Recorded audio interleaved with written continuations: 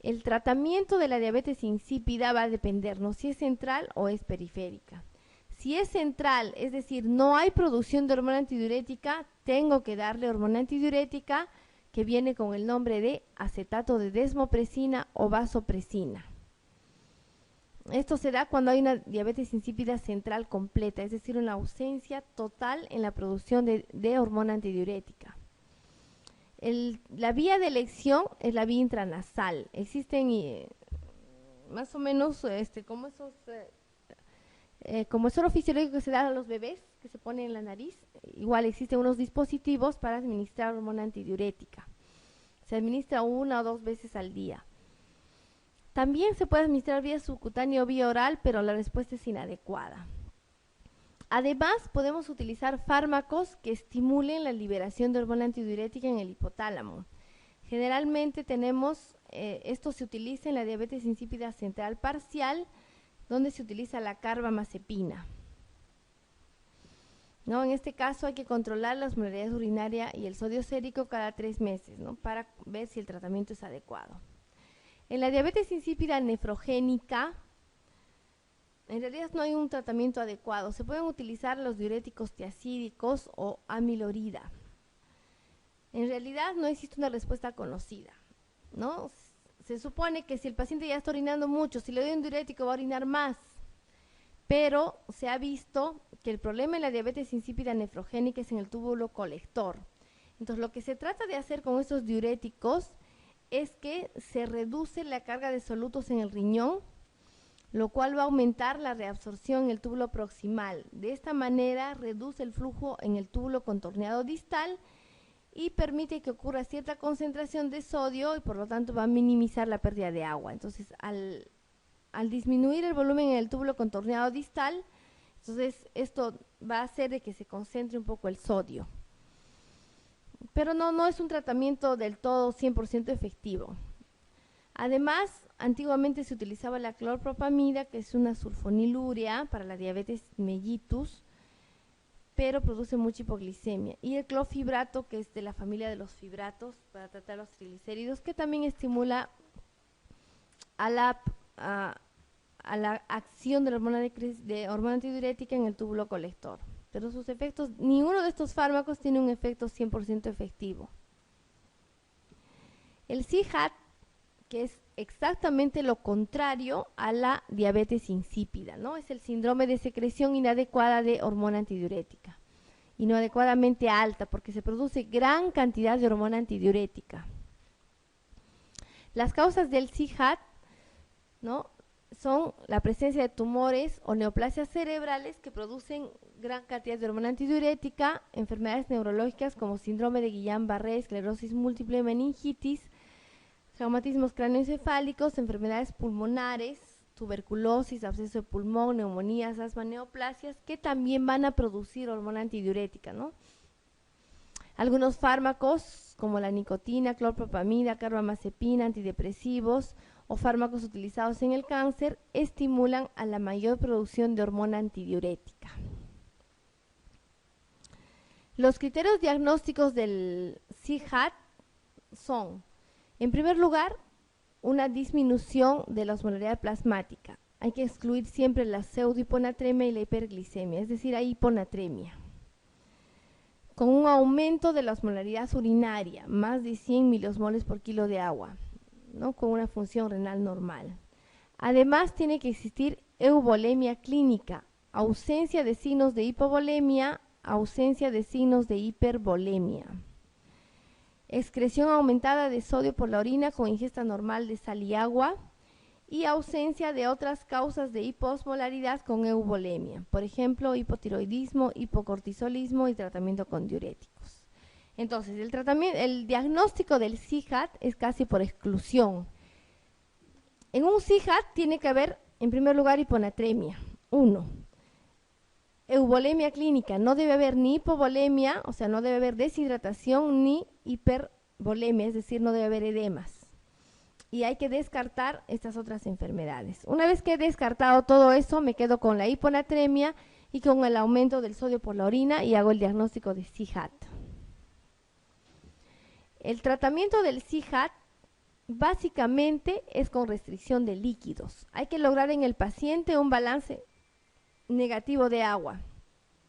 Se debe recomendar administrar solamente entre 500 a 1000 centímetros cúbicos por día de agua.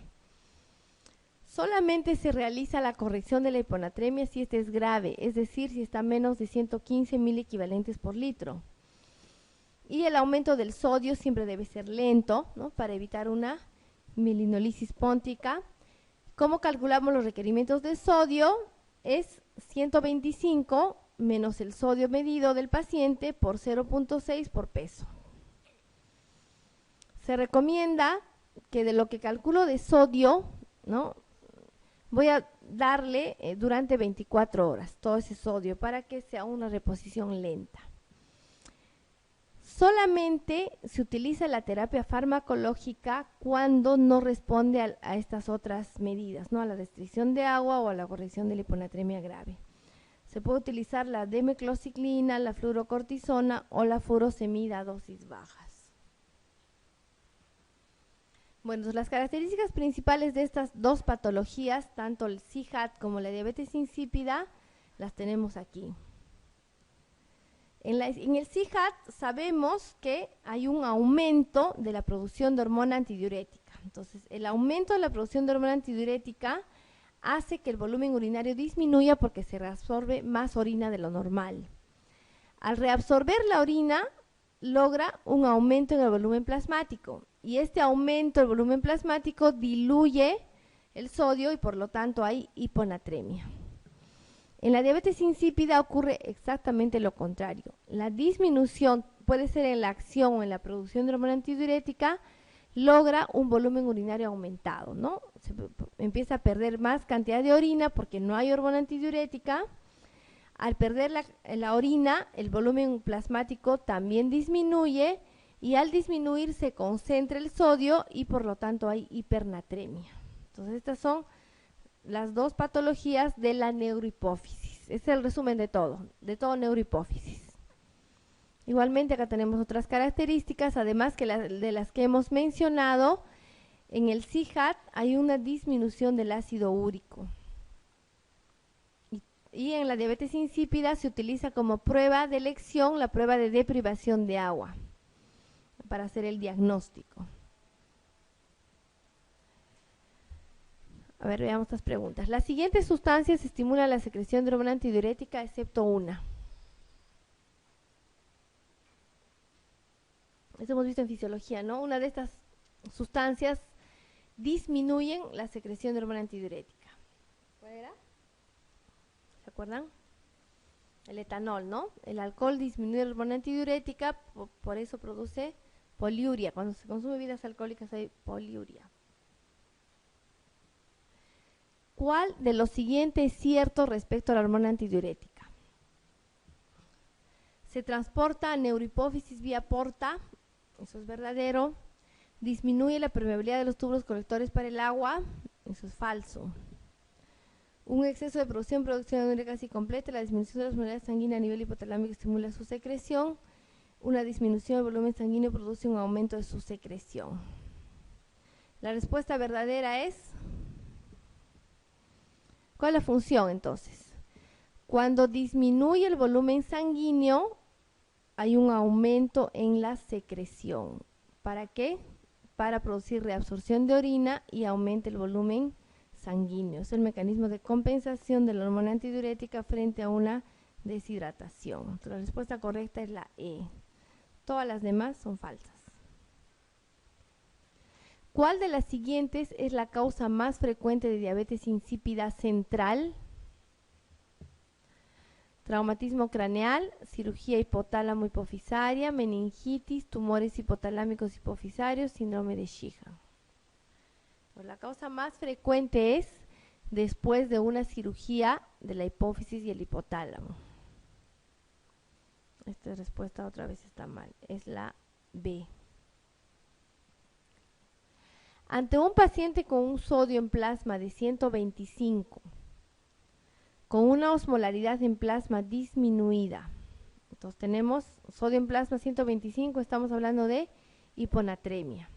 Una osmolaridad urinaria superior a 100, ¿no? Está alto el sodio en la orina.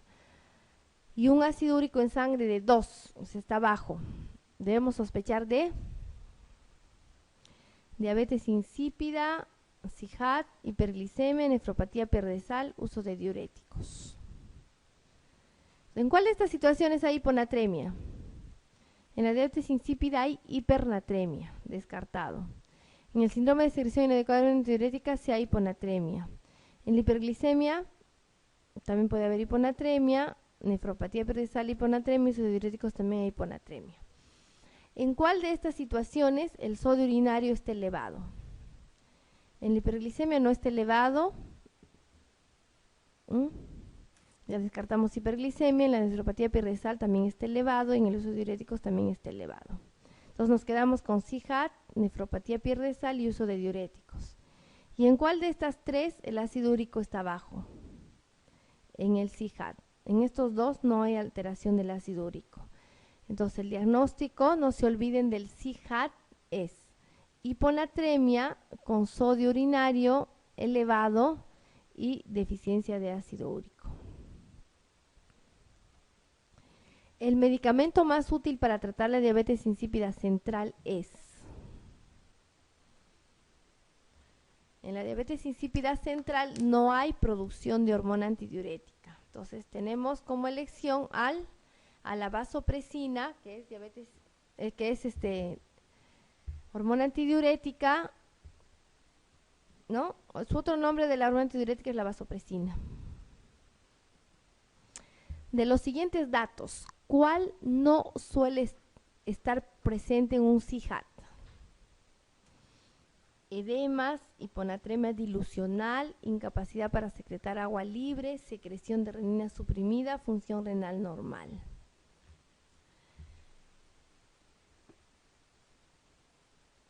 Entonces, en los criterios diagnósticos del CIJAD habíamos dicho que hay que excluir todas las situaciones de hipervolemia, o sea, la presencia de edemas. Si hay edema, se descarta CIJAD, ¿no? Entonces, todas las demás sí están presentes. ¿Cuál es el tumor que sintetiza con mayor frecuencia ADH ectópico? Uno de esos tumores produce mayor cantidad de hormona antidiurética, o sea, produce un síndrome paraneoplásico. Es el carcinoma bronquial de células en avena. Este carcinoma, no se olviden, no solamente produce ADH, puede producir PTH, ACTH. Este tumor produce muchas hormonas, ¿no? Produce mucho síndrome paraneoplásico. ¿Cuál de las siguientes es la causa más frecuente de diabetes insípida central? Bueno, se repite la pregunta, están repitiendo mucho las preguntas. Bien, ahora vamos a ver el eje hipotálamo hipofisario suprarrenal.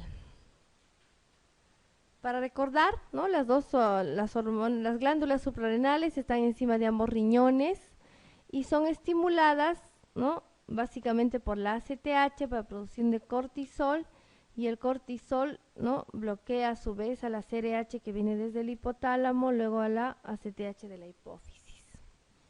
Las glándulas suprarrenales tienen dos capas: la corteza, que está en la parte periférica, y la médula en la parte central. En la corteza está la zona glomerular, en primer lugar, que produce los mineralocorticoides, la aldosterona. Luego sigue la zona fascicular, que produce los glucocorticoides, principalmente el cortisol es el más importante, y finalmente la zona reticular, que produce las hormonas sexuales, andrógenos y estrógenos. Y en la médula se producen las catecolaminas, la norepinefrina y la epinefrina.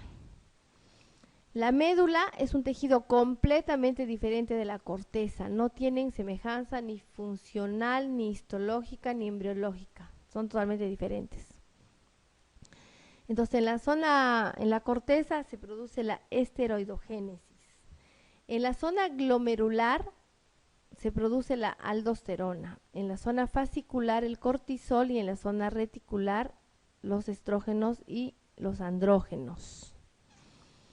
Entonces, ¿por qué se da en estas diferentes zonas? Por las diferentes enzimas que hay, ¿no? Entonces tenemos, por ejemplo, en la zona glomerular se produce la aldosterona porque existe la enzima aldosterona sintetasa. Esta enzima no está en las otras zonas, entonces la aldosterona solo se produce en la zona glomerular.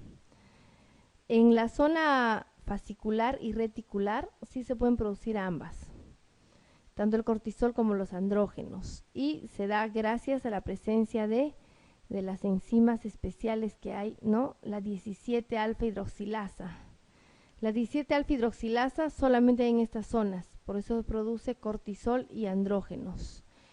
Y no se produce esto en la zona glomerular. Entonces, las enfermedades suprarrenales podemos diferenciarlas en tumores no funcionantes o funcionantes, y también en la corteza y en la médula, donde se ubica el tumor, ¿no? Cualquiera de estos tumores pueden estar o en la corteza o en la médula. Si están en la corteza, en la zona glomerular, se puede producir hiperaldosteronismo primario, que produce mayor cantidad de aldosterona, llamada también enfermedad de Kohn, o no produce nada y hay hipoaldosteronismo, no funciona la glomerular.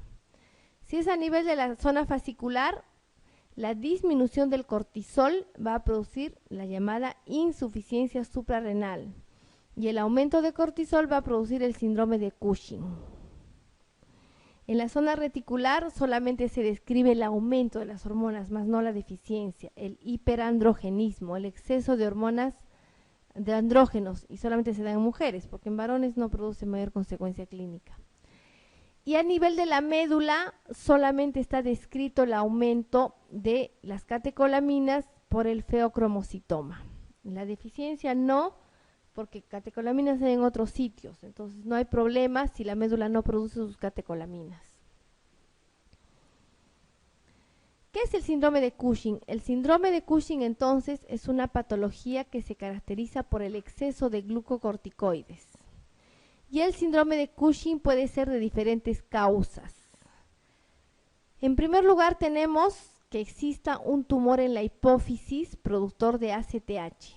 Este tumor en la hipófisis, que produce gran cantidad de ACTH, llamada también corticotropina, obviamente al haber gran cantidad de ACTH va a estimular a las suprarrenales para que también produzca gran cantidad de cortisol.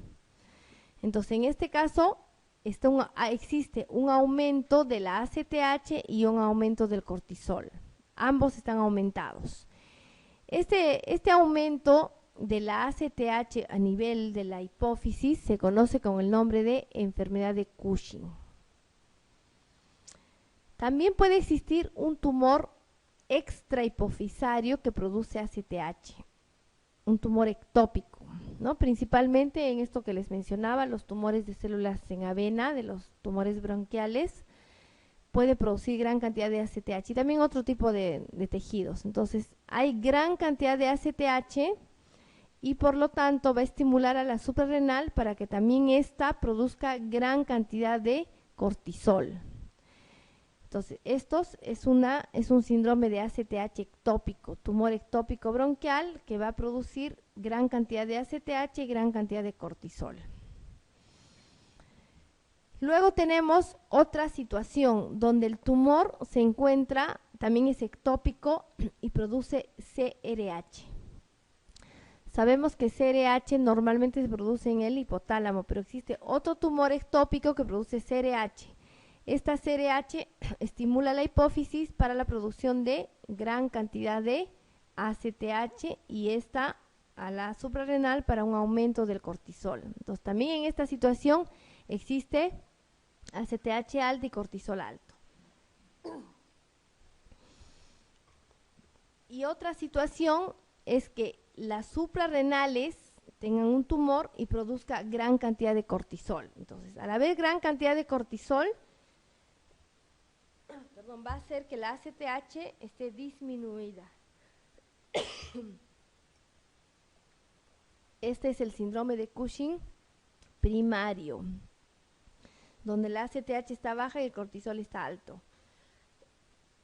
Perdón, como ven ustedes, en todas las situaciones el cortisol tiene que estar alto. Si no estaría alto, no es síndrome de Cushing. La única diferencia son los nombres.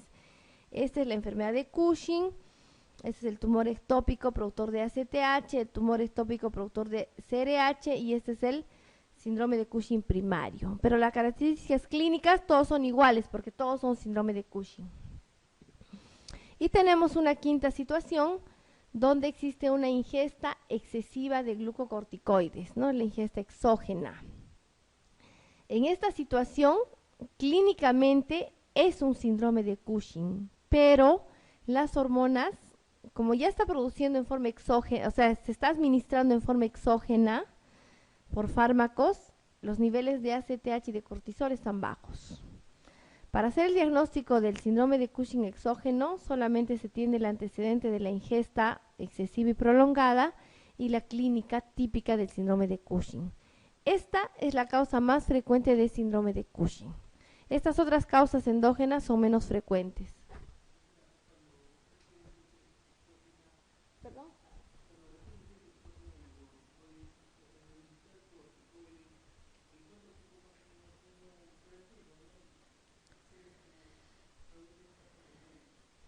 Se refiere que más de 3 semanas. Cuando se administra dosis suprafisiológicas por más de 3 semanas continuas, se puede producir ya el síndrome de Cushing exógeno. Entonces, ¿cuáles son las características del síndrome de Cushing? Alteraciones emocionales, crecimiento de la silla turca, cara de luna llena, ¿no? Es bastante evidente, osteoporosis, hipertrofia cardíaca, joroba de búfalo, obesidad central, tumor o hiperplasia suprarrenal, piel delgada y arrugada, aquí vemos, ¿no? Las estrías violáceas que son típicas, puede haber amenorrea, debilidad muscular, sobre todo en las partes proximales de las extremidades, púrpura, úlceras en la piel. Otras manifestaciones pueden ser enlentecimiento del crecimiento en los niños, hay talla baja, hirsutismo, acné, intolerancia a la glucosa o diabetes, alcalosis hipocalémica, poliglobulia, leucocitosis, linfopenia. Ver un paciente con síndrome de Cushing es bastante típico. Ahora, a las 3 semanas que te menciono, no necesariamente voy a tener toda la sintomatología, ¿no? Lo primero que se ve es la cara de luna llena y puede haber un aumento de la presión. Ya con el tiempo van aumentando los signos y síntomas típicos del síndrome de Cushing. Pero en ese tiempo ya es un tiempo límite para decir que está haciendo síndrome de Cushing el paciente. Entonces, ¿cómo hacemos el estudio de un síndrome de Cushing? Como hemos visto, son diferentes las causas, ¿no? Puede ser por una ACTH de la hipófisis, puede ser por una ACTH ectópica, puede ser por un tumor en la suprarrenal o exógeno. Entonces, tendremos clínicamente un síndrome de Cushing, porque hay que hacer el diagnóstico diferencial con el alcoholismo crónico. Siempre hay que hacer, porque los pacientes con alcoholismo crónico suelen tener la misma fase de un síndrome de Cushing. Entonces, para hacer la primera prueba de descarte de elección, se utiliza el cortisol libre en orina de 24 horas. Esa es la primera prueba que debemos realizar. Y también se puede utilizar la prueba de supresión con dexametasona 1 miligramo. En una persona normal, si yo le administro dexametasona, que es un corticoide, voy a esperar que el cortisol al día siguiente esté alto, bajo, normal. ¿Cómo creen que responde el organismo frente a la administración de un corticoide? Si yo le administro un corticoide a una persona, inmediatamente su ACTH se va a disminuir y también va a disminuir su cortisol. En eso consiste en realizar la prueba de supresión con dexametasona. Le administro la dexametasona en la noche, siempre se administra a las 11 de la noche y al día siguiente a las 8 de la mañana le hago un dosaje de cortisol. En una persona normal ese cortisol va a estar disminuido, pero si se trata de un síndrome de Cushing, ese cortisol no va a estar disminuido. Entonces ya estoy haciendo el diagnóstico del síndrome de Cushing. Entonces hago el dosaje de cortisol libre en orina de 24 horas y después puedo hacer la prueba de supresión con dexametasona. Si me salen positivas una o ambas, entonces estoy frente a un síndrome de Cushing. Pero si me salen negativas, descarto el síndrome de Cushing. Y también tengo un síndrome de Cushing posible o pseudo Cushing cuando los valores no son muy ni negativos ni positivos, son ambiguos. Entonces, en ese caso tengo que solicitar el ritmo del cortisol, ¿no? El ritmo circadiano. Normalmente sabemos que en la mañana el cortisol está más elevado y en la tarde está disminuido, generalmente la mitad de la tarde, de la mitad de lo que estaba en la mañana. Entonces le hago un dosaje de cortisol a las 8 de la mañana y a las 4 de la tarde, que es el ritmo de cortisol. Si veo que en la mañana está 30 y en la tarde sigue 30, quiere decir que hay una alteración del ritmo circadiano. Entonces estoy frente a un síndrome de Cushing. Y también le hago la prueba de supresión con dexametasona, ya no 1 miligramo, sino 2 miligramos, o sea, algo más potente.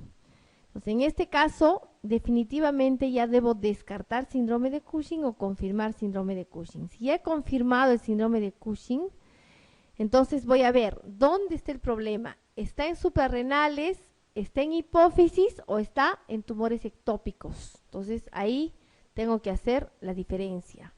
Para lo cual utilizo nuevamente la prueba de supresión con dexametasona y hago un dosaje de ACTH. Si la ACTH está baja, ¿no? Y la supresión es negativa, entonces no suprime, quiere decir que si no hay ACTH, ¿dónde sería el problema? En suprarrenales, ¿no? Porque si en suprarrenales está produciendo mayor cantidad de cortisol, entonces la ACTH va a estar disminuida por feedback negativo. ¿Ok? Entonces estoy frente a un síndrome de Cushing primario, o sea, en suprarrenales, que se caracteriza porque la ACTH está baja y los corticoides están elevados. Entonces ya hago el diagnóstico de síndrome de Cushing suprarrenal. En ese caso, ¿qué es lo que debería hacer? Tomarle una tomografía de suprarrenales para ver si tiene algún tumor. En cambio, si mi ACTH está elevada y la prueba de supresión es positiva, positiva significa, ¿no? ¿Qué? ¿Responde o no responde? Que sí suprime, entonces estoy frente a una enfermedad de Cushing. ¿Qué significa una enfermedad de Cushing? Que puedo tener un tumor productor de ACTH a nivel de la hipófisis, eso es enfermedad de Cushing. O puedo tener un tumor productor de ACTH en otro sitio. O sea, acá ya estoy diferenciando solamente dos situaciones. El tumor de ACTH o está en hipófisis o no está en hipófisis, pero hay un tumor de ACTH, productor de ACTH. Para saber si el tumor está o no en la hipófisis, ¿qué prueba deberíamos hacerle? ¿Qué prueba le harían ustedes? Una resonancia para ver su hipófisis. Pero muchas veces hay microadenomas productores de ACTH en la hipófisis y la resonancia no nos ve, no nos diferencia si se está produciendo ahí o no la ACTH en exceso. Entonces, para eso se recomienda esta prueba llamada de los senos petrosos. Esta prueba consiste en cateterizar los senos petrosos, ¿no? Igual que se hace un cateterismo cardíaco, se hace el cateterismo hasta los senos petrosos y se toma una muestra de sangre de esa zona. Los senos petrosos son los senos de drenaje de la glándula hipófisis. Entonces, si en esa muestra veo que la ACTH está elevadísima, entonces quiere decir que hay un tumor o excesiva producción o una hiperplasia que produce gran cantidad de ACTH. Entonces hago el diagnóstico de enfermedad de ACTH, ¿no? Porque tiene un gradiente positivo, enfermedad de Cushing.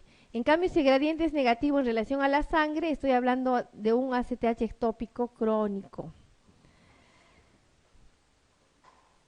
Y en este caso, si la ACTH está alta y la prueba de supresión es negativa, entonces estoy diagnosticando un ACTH ectópico agudo crónico también, para lo cual debo ver que exista un tumor, ¿no?, en otro sitio, principalmente a nivel pulmonar. A nivel pulmonar se producen también tumores productores de ACTH. Entonces ya he hecho el diagnóstico de síndrome de Cushing suprarrenal, síndrome de Cushing hipofisario, síndrome de Cushing ectópico.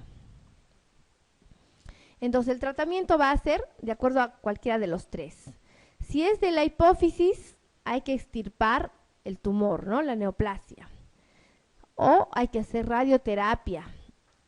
En caso que no responda a estos, hay que hacer una suprarrenalectomía bilateral.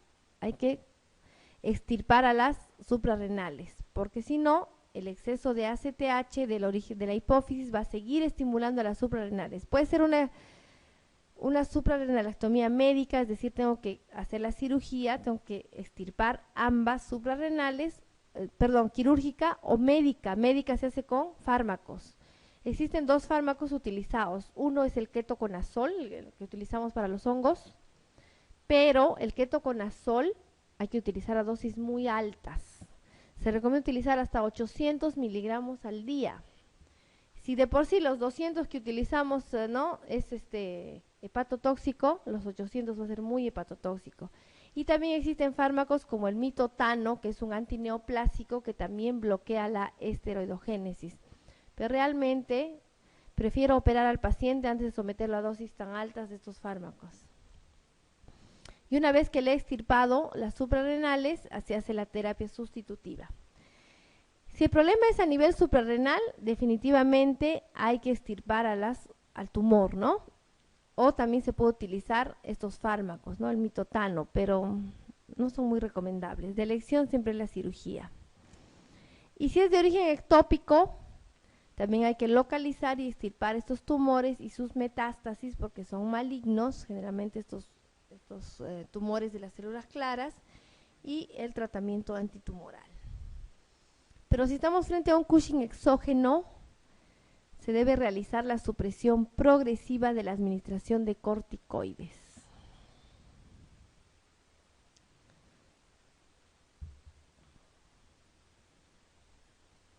Porque si le suspendo bruscamente los corticoides, voy a producir una crisis suprarrenal aguda, porque dependiendo del tiempo que el paciente ha estado recibiendo corticoides en forma crónica, también se debe disminuir progresivamente, ¿no? Se menciona que si 6 meses ha estado recibiendo corticoides, durante 6 meses debo hacer el destete, se llama el destete, ¿no? Ir disminuyendo progresivamente para que el eje comience a funcionar normalmente. A ver, veamos. La liberación de ACTH por la hipófisis no está controlada por